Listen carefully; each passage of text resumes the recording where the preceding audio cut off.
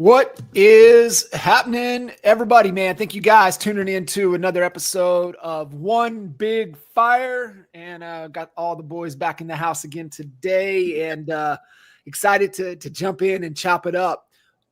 We've got 3 topics, so want to kind of reset kind of the flow of our One Big Fire conversations, and I know Al reached out and it's like, man, we got to dial it in. We got to get it tight. I'm like, yes, sir. Let's go. And definitely modeling a lot from one of our favorite shows, at the show that I go to get truth. That's the PBD podcast. And I think they've just done an incredible job and really have nailed the format. And so we've been loosely kind of following, but we're going to tighten it up and really identify 3 key topics that we want to unpack. A couple of announcements and a couple cool things that we've got up our sleeve that we're working on. But before we jump into the 3 topics, I know Al, you've been working behind the scenes, updating some much needed update to the Honey Badger Nation swag, and I can't wait for those pieces and things to be revealed. What you got cooking over there? Man, we got some fresh merch, man, coming out, and We've been wearing the merch for years now, and it's just time for an upgrade. And so we have a new legacy line coming out here. It's actually already built. If you want a sneak peek, go to honeybadgernation.com, click on the merch button, just scroll down. Speaking of honeybadgernation.com, that's getting a facelift, and there'll be a fresh look to that. So look for that coming soon. But for right now, you can go there, click on the merch, and check out the legacy line. There's going to be limited amounts of this merch available. What we're going to be doing is switching up the theme a bit. We actually have a One Big Fire theme coming out, so that'll be fun. But some of the stuff you're going to see us wearing on the podcast, you'll be able to grab for, again, a limited amount of time. We're going to put it up there, and then we're going to change it up to another theme. Just keep things fresh. People love the merch. We see people. We've had baby onesies, from anywhere from that to underwear. And I think we're going to discontinue the underwear. That wasn't a big thing. But the hats, the shirts, the notebooks, when you go to an event, taking notes. I know we all like to do that. We all like our hardbound notebooks. There's going to be some really cool stuff. It's actually there. Click on the legacy link in Honey Badger merch and stay tuned because we are going to see that on us. We're going to be sporting it. And you can too. So I'm excited to get that out. Me too, man. Definitely, keeping it fresh. There's so many, just little cool themes and ideas with us over the years, being able to really put out there. And I definitely like the limited supply for sure. The other thing, man, that you brought up that I'm really, really excited about, that we want to kind of tease a little bit, and it's the most sought after award, right? You look back at, when we were doing EGS and the NAEA days, and it was the award that people were jockeying for throughout the year to be able to be positioned to receive. And cause I'll let you kind of tease what the award is, and then we can share later in the show how we're going to go about nominating for this prestigious award. Yeah, man. The thing that you learn being in this industry is that, man, it's bound to happen where you're going to have to go through some stuff. You might have 8 or 10 years of nothing but good, and then all of a sudden you go through some stuff. And we've all done it. Many of us, many times, have gone through these valleys. And I always joke because, sometimes the valley, if it's too fresh, man, you don't even want to talk about it. Those valleys are some of the best stories. It's really what creates, I think the spirit of a honey badger is when you go through some really tough times in your business and you come out and you're better for it. And so we did an award that, we at the time we didn't really realize was going to become the most coveted award at all of our events. And it was the Honey Badger Award, and it was just based on, what they had to go through, and just really being the spirit of a honey badger. And so that, we customized the gift. It was always something very unique. But that became, the award, which is funny because, you really don't want to get that award because some stuff. But yeah, we just, we always wanted to, have something that we rewarded people that that just, embody the spirit of being a honey badger. I think that's, that's kind of why it's our moniker. It's our, Spirit animal. Spirit animal. There you go. That's what I was looking for. That's been our spirit animal for a long time. And, it's I think it embodies what it takes to be successful in anything. So yeah, that's going to be a fun award doing that monthly. So you'll be able to nominate, folks in Honey Badger Nation for that award. So if you know somebody that's really embodying the spirit of being a honey badger, nominate them for the award. It's going to be fun. We'll do that every month. Yeah, absolutely. And if you're thinking, like, well, I'm not part of the Honey Badger group.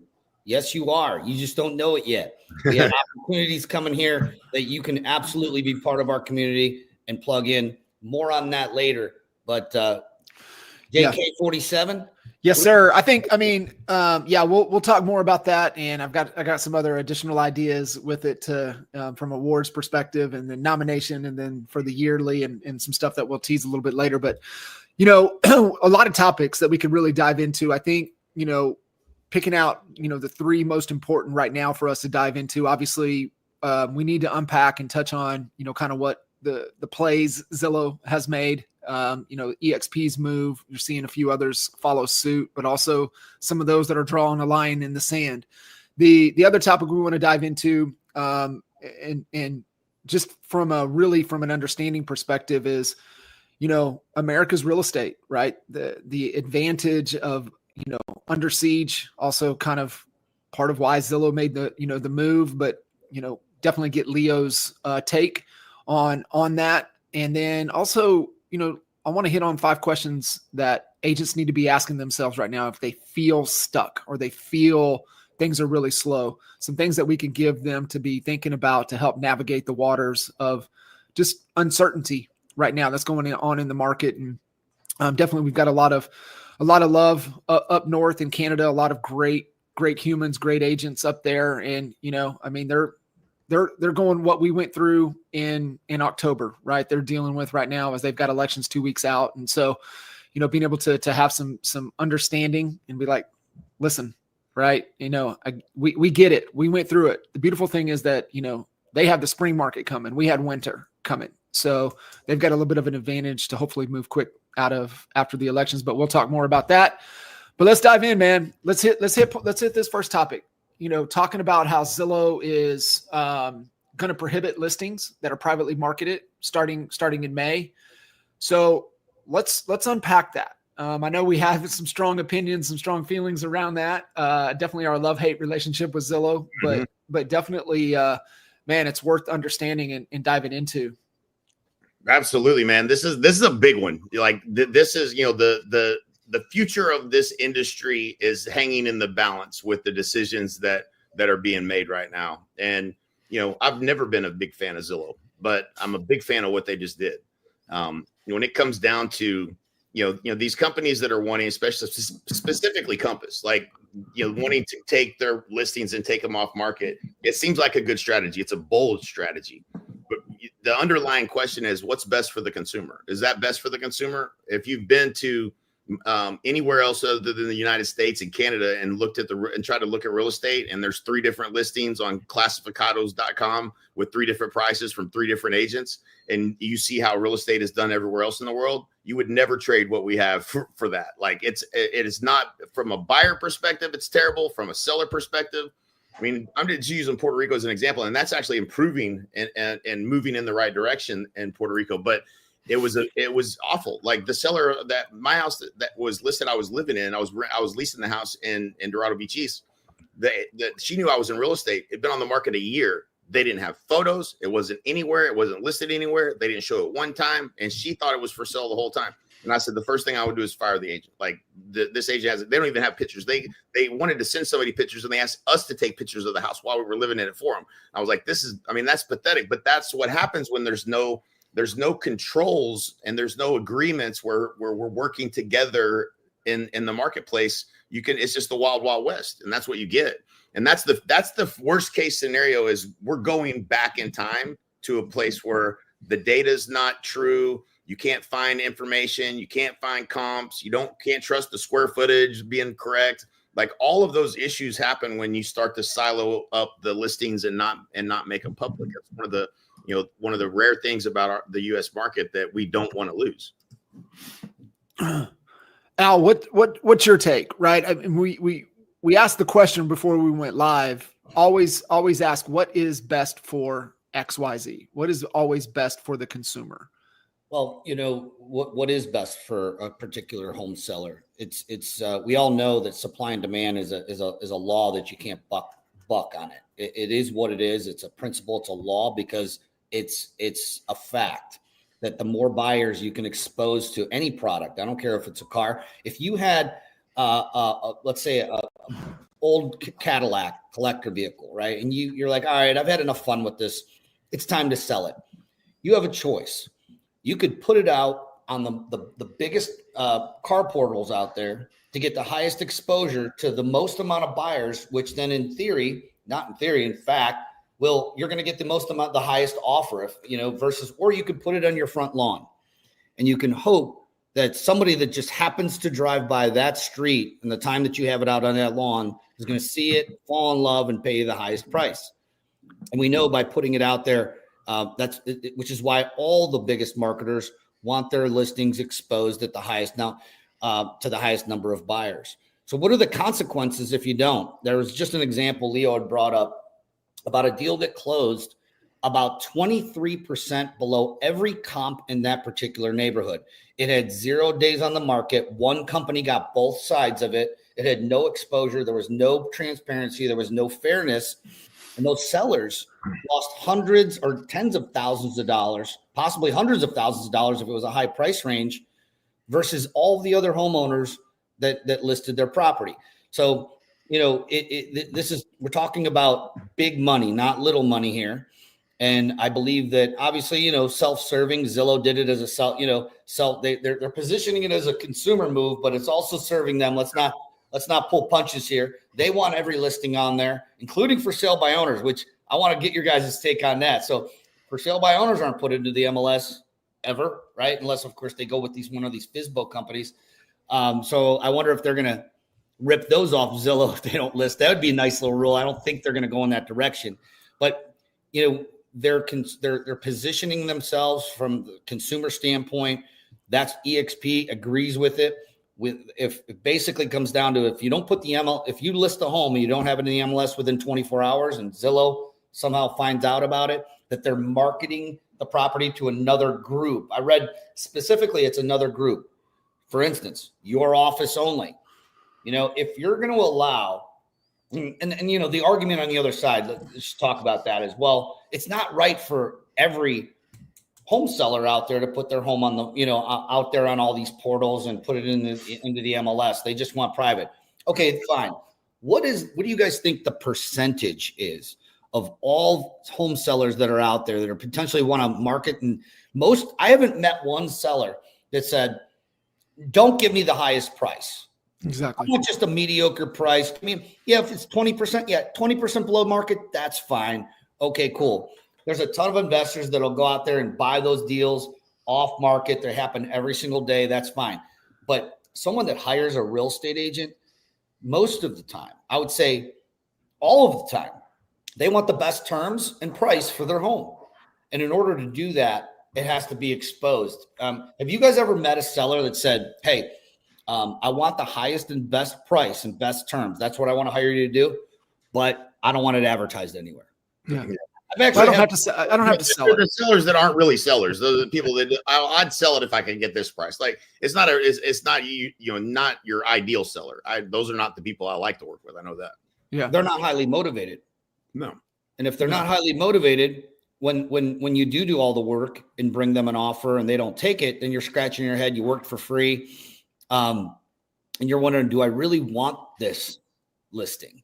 Are they really all in and selling it, or are they just kind of interested? So I think committed sellers. Absolutely. We do. And I believe the market conditions we are in currently in the States and obviously in Canada as well, is that like you will be wasting your time with want tos. You have to find the have tos. And, I think that comes down to somebody just not knowing their worth, not knowing their value. and getting hung up. And just because you got one on the hook doesn't mean you need to reel it in. And so I think that's just really understanding that from knowing their true motivation and true goal. So looking at, everything, kind of reading through kind of what's being put out there, the move. Just being able to be able to create the most amount of exposure. And it really ties into the whole second point as well. The second thing that we want to touch on in Leo's stance on, if we don't do this, what we can potentially and possibly experience and see. And I think that truly only comes from, he touched on it when we had him on One Big Fire at the end of last year. He touched on it again in Cleveland last year. And I think it's only having the viewpoint and understanding of how real estate truly happens in other countries. And, being able to work with our boys in Portugal, it's wild, right? It's just absolutely wild. You have the firsthand experience in Puerto Rico, but just being able to hear how they have to go about navigating things in Portugal, it is just, it's ridiculous. Like, I don't know how we could do what we were able to do, even as a consumer looking for properties and not knowing you got to do all the due diligence. It is just not what is in the best interest of buyers, sellers, anybody. It's going to be interesting how this plays out, guys. Like truthfully, I like the angle that Refkin's taken. He's trying to make a bold move. I think it's crazy. I think he's absolutely nuts, because I know, like, you're betting on one of two things at this point. If he sticks to his guns on this, which he'd be crazy to do, there's a lot of backlash from agents, a lot of backlash from sellers that would come from this. If inventory starts to climb and we have an abundance of inventory, meaning rates stay high, and we eventually get some inventory on the market, or they come down enough where people start selling, then this doesn't work, right? You have houses that expire. That becomes the market could help him win this, or it could help him lose this. But if there's not a lot of inventory, then he does have a competitive advantage to a certain degree. And so the market, the timing of this is going to be very important as to whether or not it's going to work or not. If he chooses to die on this mountain, which Rob Edwards is watching from San Francisco, made a comment on YouTube, he's been building this for the last 5 years. He's going to die on this mountain. He might very well die on this mountain. They still haven't figured out how to turn a profit. If you're a Compass agent, go listen to the calls that are done the public calls for Compass, and listen to the strategy they're talking about to all these investors. They're not an agent-centric company. You guys don't unpack that, cuz I think that's important for everybody to really understand, so they can get the full understanding of how and why decisions are being made like this. Yeah, 100%. Compass is trying to be the brand. They're not trying to support the agent and make the agent the brand. They're trying to be the brand. And if they are able to be successful at doing this and moving all that inventory in-house, what's to say they don't change their independent contractor agreements and put them all on 60-40 splits like the old days, because they control the marketplace. And so if you listen to the earnings calls, they literally talk to the investors, and they're saying, our goal is going to be to take more from the agent. We're going to lower the increase the percentage we take from an agent by 1% a year over the next 5 years. That's how we're going to become profitable. That's what they said a few years ago. So if you're over there and you're like, go, I'm big Compass fan. You're literally sitting in the lion's den. They're looking to take more and more from you, not help you. So this move, if he is successful in pulling this off, it's going to be complete chaos. They're going to have a competitive advantage, but you're the agent over there that could end up on a 60-40 split because of it. And so, they have control of that. If they are able to pull this off, it's a big deal. Zillow's move was huge. We know why they did it. They want everything on. They don't want they're not going to allow anything to be put on Zillow. They already know how to scrape the data. They know if something gets listed on Compass's site, and it will not get listed on Zillow ever. And if I'm an agent and I'm competing against a Compass agent for a listing, I am going to crush you. I'm going to crush you every time. I'm going to win, because I'm going to explain. And this is why I love the understanding what moves the competitors are making and what they're doing and saying, see 25% of all listings before it hits the MLS. I said, if I sit in front of a seller and I explain to them 71% of all sales are done by a cooperative agent, that means you're leaving the largest chunk of the potential buyer that might pay the most for your home completely out of the picture about knowing about your property.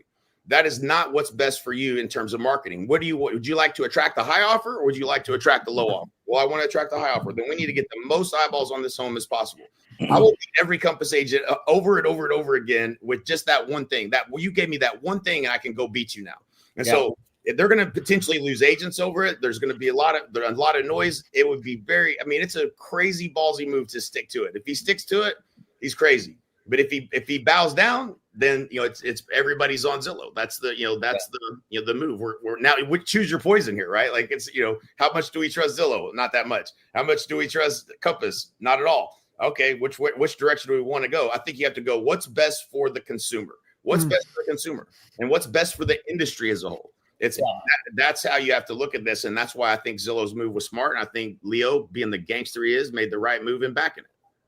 Yeah, and what I love and value from a leadership perspective, because I think looking back and seeing the biggest void in this industry is a lack of leadership, first and foremost. And so when you've got somebody at the helms making quick decisions. It was funny. I don't know if you saw Al Senior Mike Incavaya posted. We were on our coaching call and we were talking through, and I'm like, listen, the most important thing you guys can do is lead, right? You're not sheep, you're lions. You have to take that. This is wartime, not peacetime. And you got to understand the difference. And there's agents right now that are in the wash that are not built for market conditions, and they're just going to wash out. And then you've got, the right type of mentality, the right type of agents that'll be coming in. And we were talking about leadership and making decisions. I said, but you've got to have really good decision-making filters to make decisions fast. And I forget who told me, but the single default for Leo is that he doesn't like noise, meaning if it's noisy, he makes the noise go away. And, we all have quick decision-making filters. So what does that look like to be able to make it? And it just popped up. I said, you just got to lead, right? When we're talking about lions, not sheep, she goes, lead like Leo. And so she just started, she's like, we're just going to hashtag that. So I thought it was really good, but I want to kind of transition on this other point. And we've kind of talked a little bit about Zillow's play. And then also, Leo being quick to make the decision. And I think it comes from experience. I think it comes from a global perspective to see the markets. But I want to read this from the Inman article that really talks about, how America real estate, if this doesn't stay the course, we're in trouble. And here's what we're in trouble for. And this is what I really love about it. So EXP last year, over 350,000 transactions, only 1,000 were off market. So just a transparent marketplace, so where every buyer and seller deserves fair access to opportunity. This is what I love right in here. It gets into it.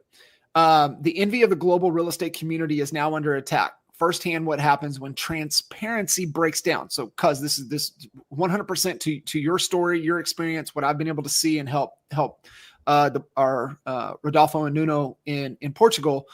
And they give the example in France. This will sound familiar, cuz in France, buyers must check 8 different sites to see 70% of the inventory. Yeah. And if they're lucky, there has to be an element of luck. Sellers pay per listing per month to appear online. And agents, they're navigating chaos, all while the most vulnerable buyers are left behind, priced out, and shut out of and simply overlooked. Here's where it gets really interesting. Let's put this into perspective of buyers and sellers. A deal closed at 23% below every comp in the neighborhood. One company, both sides, 0 days on market, no exposure, no transparency, no fairness. The seller lost hundreds of thousands of dollars of money, of equity. And now every homeowner in the neighborhood has to answer to that sell when refinancing or listing their own property. Yeah, it hurts the neighbors too. Yeah. I want everyone to, kind of like, if you're an agent, most of our audience are agents. I want you, if you're an agent listening to this, to take the agent hat off, put your home buyer hat on for a second, okay? And I want you to imagine if we all just said, yep, Rifkin's right, let's follow Compass's lead, and let's everybody do this. First of all, EXP, we're the number one single real estate, residential real estate company in the world. So if anyone would benefit from this, it would be us. 100%. We could, if we just went along with his move here, we as a company would benefit. But you know who loses? The consumer. So think about it from the consumer standpoint. Imagine you're a buyer. You're looking in Frisco, Texas, one of the hottest markets in the United States right now. Everybody's moving to Frisco, right? And you had to look at 17 different real estate brokerages sites just to see not 100%, just 70. You're not even seeing everything that's in that market. And you got this, it's all about who you know. Does this sound familiar, Jay? Puerto Rico, the good old boys club. Mm-hmm. Yep. Even you, to sell your house recently, you had to kind of connect with all the influencer agents just to try to get a fair offer on your house. Let me tell you guys, Jay, I want you to go on this. If you're a consumer, we do not want this in the United States. I'll tell you right now, we're ahead of the curve. And what this would do, if everyone just said, yeah, he's right, all the brokers do this, Keller Williams, RE/MAX, EXP, all of them, you know who would suffer? It'd be the home buyers. It would not be the experience we see today. You'd miss out on that great house. You would not see all of the listings. And from a seller's perspective, you could be losing hundreds of thousands of dollars, as John pointed out.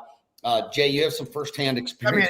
I mean, it fosters more opportunity for agents to do the wrong thing, like that. And I mean, it's dirty dog. Where I was at, like they don't tell you nothing about nothing unless they're the one that shows it to you. So you got to talk to 10 agents to find out what's for sale.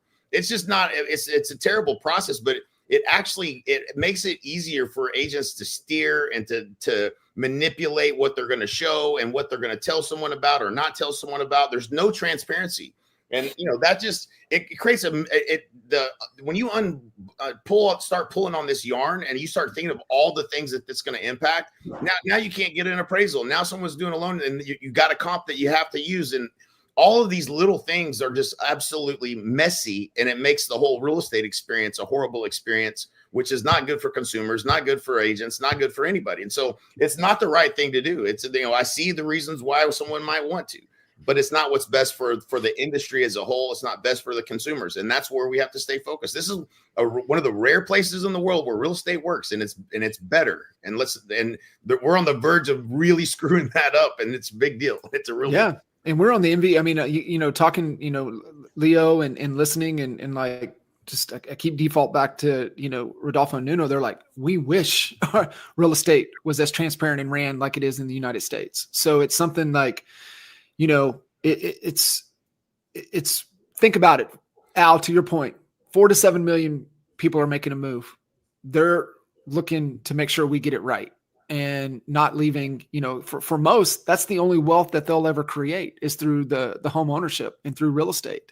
So, start monkeying with that, right? What happens? What's the ripple effect, right? What's down river from that decision? And most people don't think about that. The last time that we saw listings not available to everybody was right before the millennium, right? Like 98, 99. I think realtor.com came out, and don't quote me on this year, but it was somewhere around 99.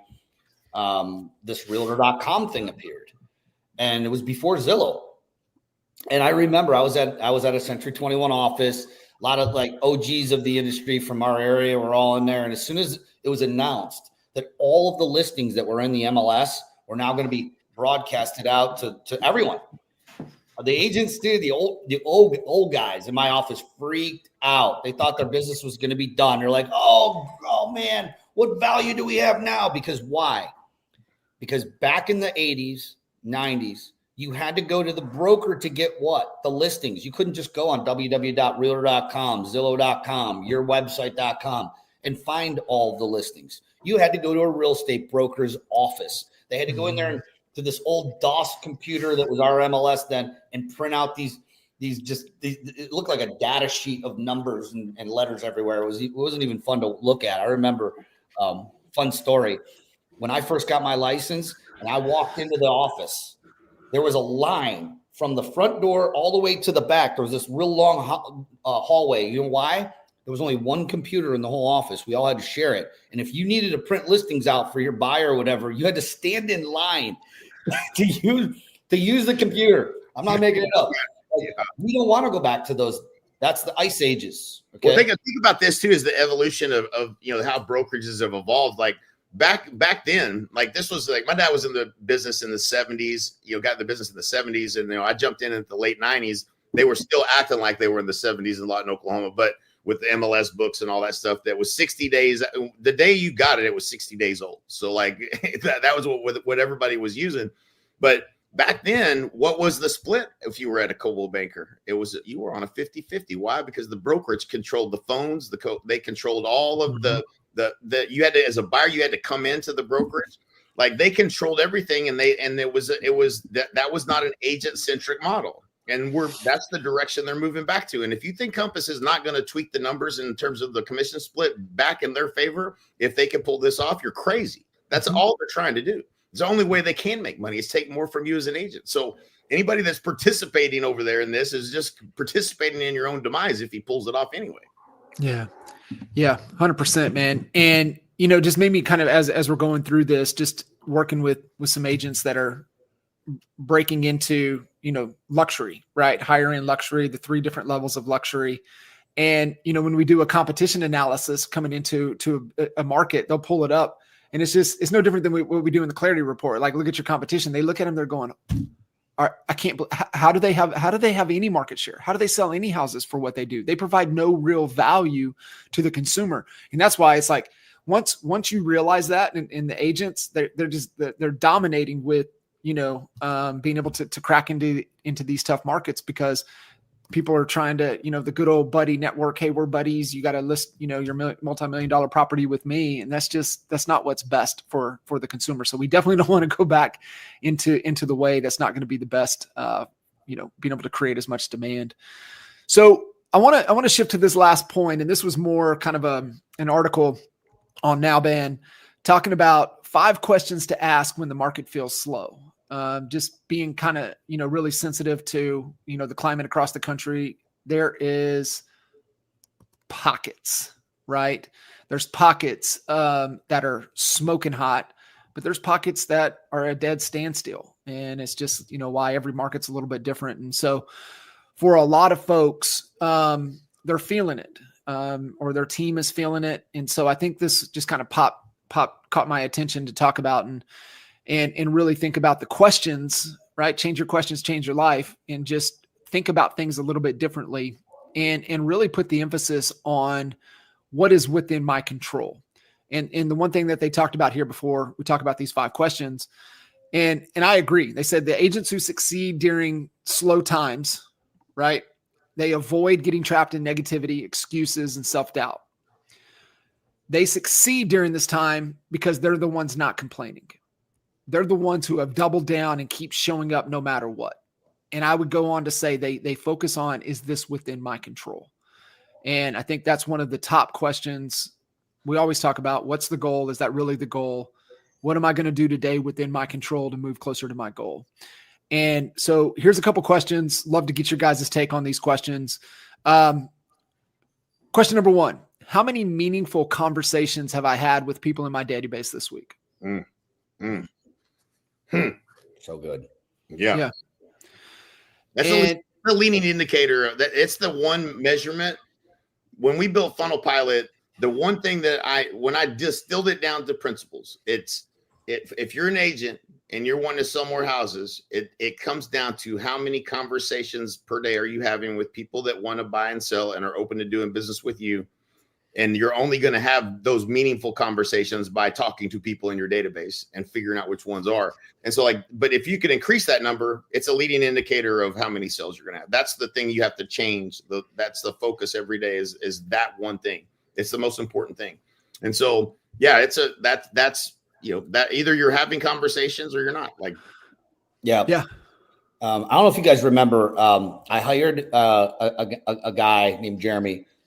It was over 10 years ago, and he was the number 1 Kirby salesman for Kirby vacuum cleaners. I don't know if anybody has never heard of Kirby. They make some really powerful vacuum cleaners, and they only sell these things door to door. Now imagine you're someone that makes a living from selling these things, and you're basically top of funnel is the street you pick, and you go door to door trying to sell somebody a vacuum that they don't necessarily, maybe they don't need. They got a vacuum, but these are trained killers, right? And one of their number 1 metrics, how many doors did you knock? Now, I'm not suggesting I do not knock doors.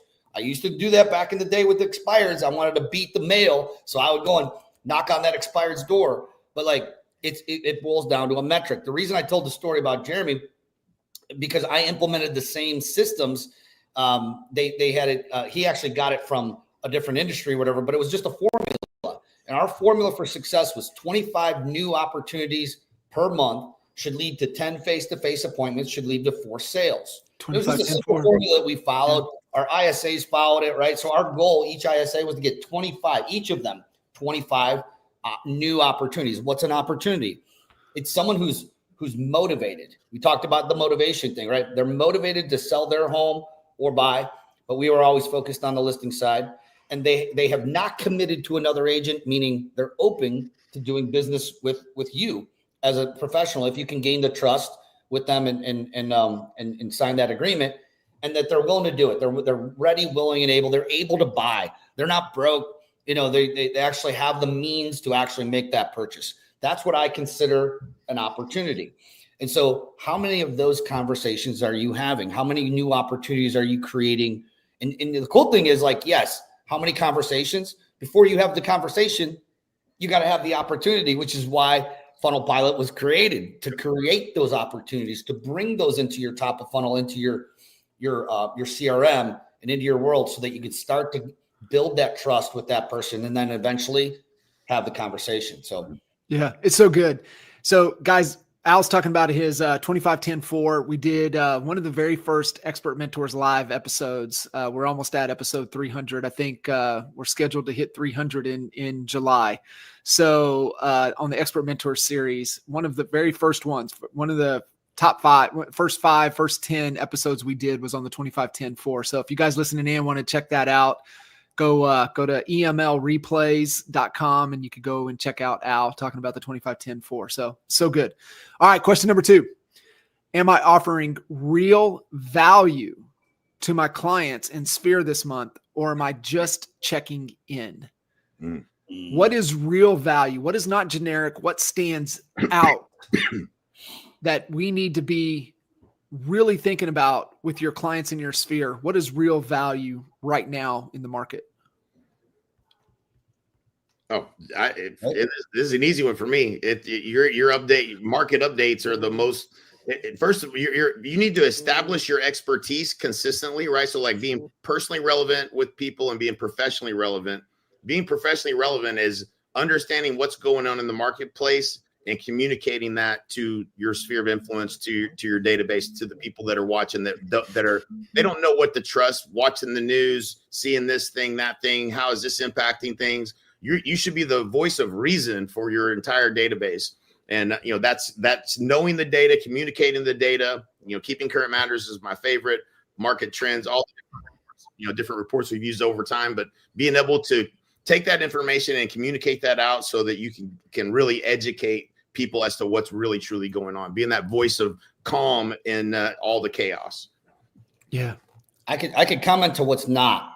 Your funny TikTok videos that you're hoping goes viral is not changing anyone's life. I can tell you they're fun to watch. They might be fun to shoot, but you can't, I learned this back in coaching with Kinder Reese and NAEA, John. You can't be an expert and claim to be an expert without actually being an expert. Mm-hmm. And how do you do that? So the cool thing with what you said, Jay, is you can kill 2 birds with 1 stone. One, you have to study the market and be an expert. You got to know your numbers. I remember when I would go into a listing appointment, I would memorize the numbers. I'm not very good with memorizing a lot of things, but I can memorize just a couple little things that would position me, as the expert in front of that seller. I'd reel off how many homes that they're in competition with him right now or on the market. I would know it. I wouldn't go look at a sheet on it. I would know it. I would bring the sheet, don't get me wrong, but I would memorize. I would be positioning myself as an expert. I would know how many sold in the last 6 months. And is it a buyer's or a seller's market? And so it wasn't much to know, but the more you start digging into that, yes, put that content out there. I'll tell you this. If I'm a seller, if I'm thinking of selling my house and an agent's putting funny TikToks up of them dancing around and on a pogo stick or pretending to beat somebody up because blah, blah, blah, whatever, that might be fun and entertainment for people to watch. But if I'm a seller, I'm looking at the guy, I'm looking at Jay or John's market update. I want to know how many homes have sold like mine in the last 30 days that I'm competing with. I want to know what the trend is looking like. I want to know, are people moving into the suburb or are they moving out? And there's no only way to know that is to study your market keeping current matters. And from when we used to use it, they've come light years too. They were great then. Yeah. And they're even better now with their, in fact, I think we have no affiliation with them, but we used to. They even like help you build the relevant content that positions you as an expert. So yeah, definitely check them out. I haven't seen those reports in a minute, but I know a lot of our agents are leveraging them, and it's really making them shine. Needs to be your number one expense. Investing in, the relevant information that gives the key resources, of where they're pulling the data. It's just not, this is my guess. This is like, right here's the resource, goes right to it. So this leads right into the third question, Al, that you just hit on. Is my content bringing in new leads or just recycling the same updates with no real energy? I'm sorry, I jumped the gun on that. That's perfect, right? It should be to start a conversation. Is it engaging or is it just noise? There's a lot of noise out there. And I think, aligning with AI to be able to help you, and even the direction going back to meaningful conversations within my database, real value that's relevant, that's going to, bring in possible new opportunities. What's resonating now in the market? There's some ways, man. Oh God, I just think back, just with our Raving Fan program and understanding lifetime value and being able to connect with, the lifetime connection programs that we had built out, how we communicate, what buckets they're in. Are they raving fans? Are they just advocates? Are they one-time customers? How you speak to them, being able to understand, the Harvey McKay 66, understanding hug your customers and all the hug fields. Now with the power of AI, you could quickly, because we used to talk about, hey, could you imagine going into your database, pull up everybody that has dogs, that loves the University of Oklahoma football. Oh, by the way, they're doing a special spring giveaway to bring your pup to the spring practice game. How about we send an information to the database that has like that? That's reality now, right? Mm-hmm. And so that's meaningful. That's real value. That's relevant. But I think to your point, Al, are you doing things that starts a conversation that my filter with marketing was, man, we just got to join the conversation in their head. And we want to go after motivated sellers. What's keeping them up at night? We want to go after motivated real estate agents, that are looking for a new opportunity. What's keeping them up at night? Let's join that conversation. So is your content joining the conversation of the real opportunity in the marketplace? Mm-hmm. Yeah. And I mean, we all see people, and I've been guilty of it way back when I first joined Facebook in 2009, 10, everyone's just plastering their new listings all over their Facebook wall. And we still see some of that. And I'm not picking on y'all, but what sells is that the buyers and the sellers, they're human beings before they're a potential buyer, right? They're a human.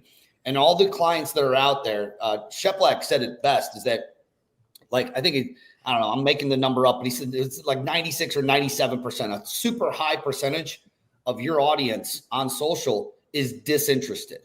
And what do I mean by disinterested? They're not just a buyer and a seller right now.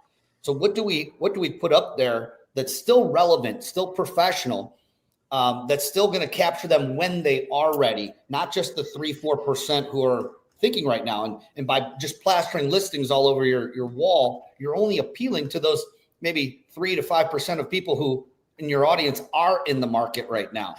And so my suggestion is tell stories that connect here. The connection's not made through logic. And you can post stats and this and that, but when we're talking about posting, what connects is the heart to the heart. Mm-hmm. It's a story. When we kind of all both came up with it through Craig Proctor's, putting the ads in the full page ads. I used to do a full page ad in a magazine called Mimi's here, and my ads weren't ads. They didn't look like an ad. They were a story. Mm-hmm. I would tell a story, not mentioning the seller's name, of a seller who had listed with another broker for 6 months.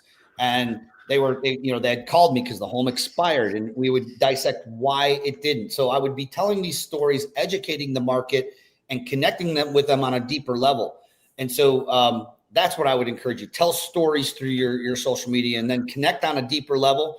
And then, of course, pepper in the expert data that we were talking about, but just don't pepper all of that in. Really get that human connection going. And now you're going to start having more of those conversations, and you're going to really build trust quicker. Yeah. And so that perfect segue into question number 4. And am I showing up in places where my ideal clients hang out, online and offline? Am I showing up there, right?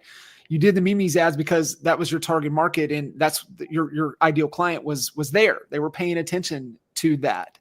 And I think that's just such an important, factor, is to be able to go. But to your point with storytelling, Sam went to 1,000 Watt. They're changing up the name of it. He says it's one of the best marketing events he's ever been to. Sam Basil, and which has been in Dallas, but they're going to in 26. They're going to Denver. And I was like, sign me up. What's the dates? I'm coming. And the theme over there has been the number one thing that we have to focus on with everything we do is storytelling. Mm-hmm. And, I've given you guys examples, talked about it. In my opinion, right now, inside of the real estate game, the one person, if you guys want to get better at telling stories, specifically for your listings, right? The power of video and the power of storytelling is you got to go pay attention to Georgia Tush. She's at the top of the game right now. I don't know anybody better. She just happens to be a storyteller that just happens to sell real estate. That's what she is. This is what we've been talking about for years, right? You have to be a marketer that just happens to do what? Happens to recruit agents, happens to help motivated sellers, has to help first-time home buyers. What do you do? But you got to be a marketer first that just happens to do that. So these questions are all marketing type questions, right? How do I have more meaningful conversations? How do I join the conversation in their head? How do I provide value, real value to the person that's actually going to spend money with me, right? Not just make a new friend. I need to talk to somebody that's going to exchange my value for their money. What type of content am I creating? New leads, stories I'm telling. How am I showing up? And where, most importantly, where am I showing up? And that was always kind of our rule of thumb. Like, we ain't married to nothing. The only thing we're married to is where our target audience, the person that has money, is hanging out. That's where we're going to go. If billboards are working, they're working. If they're not working, they're not working.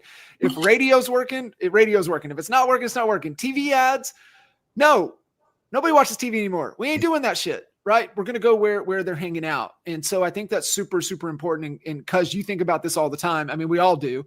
Yeah. But where are the ideal clients hanging out right now?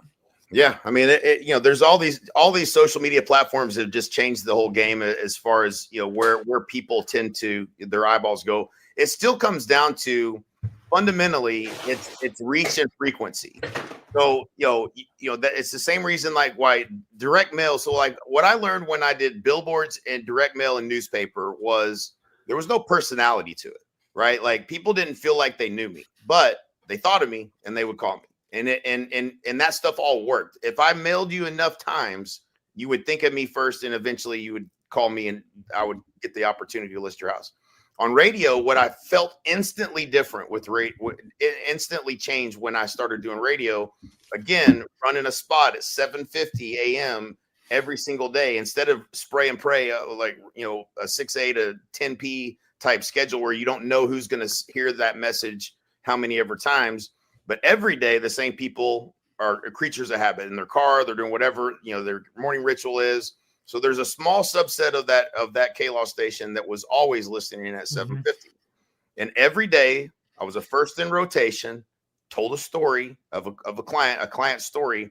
And after 3 weeks, so basically 15 to 18 days of me being, every day, one message a day to the same people, there started to be this temperature change of people feeling like they knew who I was, like they were my best friend, and they started referring other people they knew, and they started calling, and we're just, the phone was ringing, and so it's still fundamentally reach and frequency. So no matter what the medium is, you still have to have enough frequency in order for them to think of you first, ultimately. And so that's where social media gets a little bit more complicated in terms of, what can you be creating that's going to pop up and them happen to actually be, looking at their feed and it be relevant. And that's why I think the only game you can play, and this is what we do with Funnel Pilot, is if we know somebody's interested in new construction Frisco and they clicked on that, we generated a lead from that.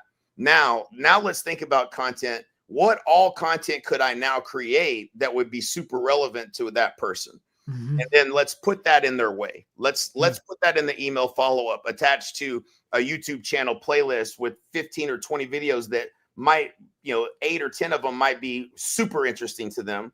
And so now they're consuming your content. You're forcing them into your world of content.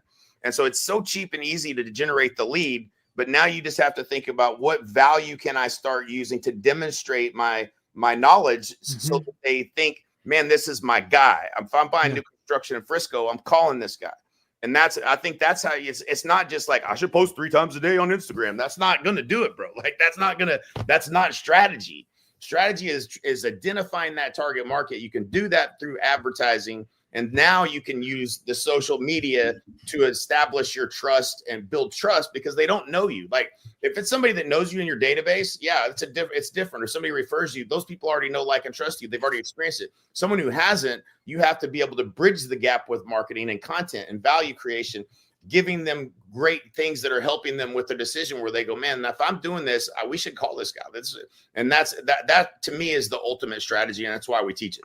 It is 100%. And so, a lot of thoughts, things around there, but these are things that won't change, right? I think that's the one thing that we need to talk about. I use, discipline over disruption, focus on the things that won't change. Fundamentally, no matter what happens, won't change.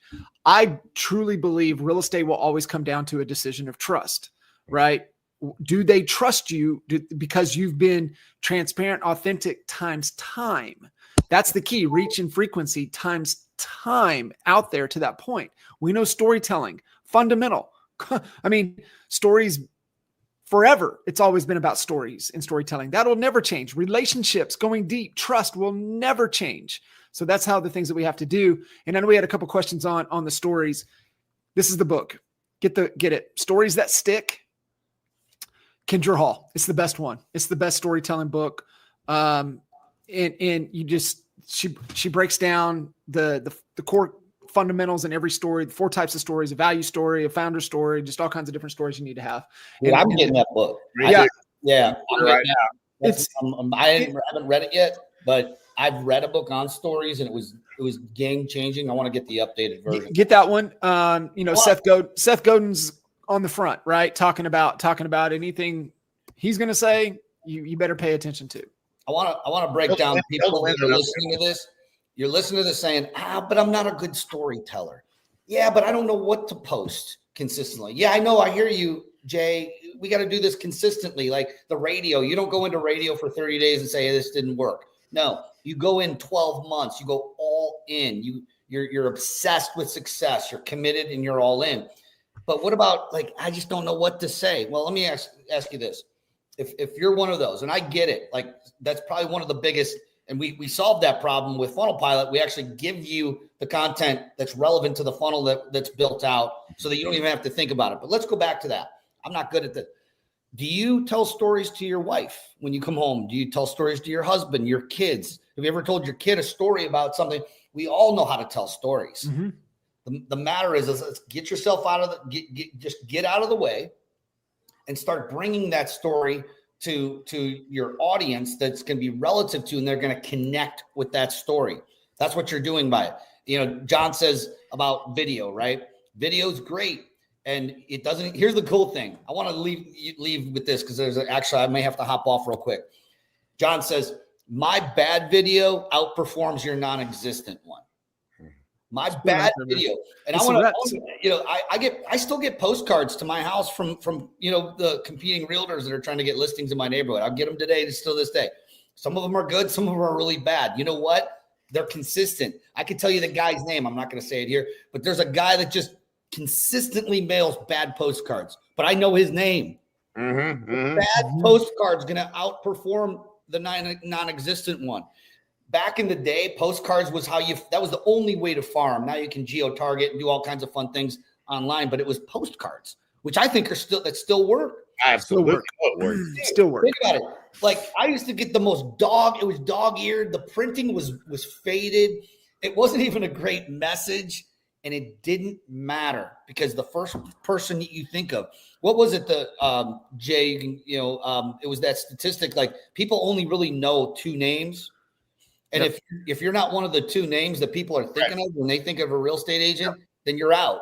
Yeah, it's a 2-horse race. So they're going to think of two people's names, and if you don't come up in those two, you're not getting the phone call. And so the same thing happened to me out. Like when I would get mail, you could talk to even more to this. Like there would be a listing that would sell somewhere. And when I lived in Aubrey, it would probably not even be relevant. Like it would just be a house in a neighborhood a mile away, and then I would get one postcard, and that's it. And I'd never see them again. So I couldn't even think of their name now to make fun of them. Never while I lived out there, nor since I've been here in Newman Village, have I gotten something consistent over a period of time where I actually think of the agent.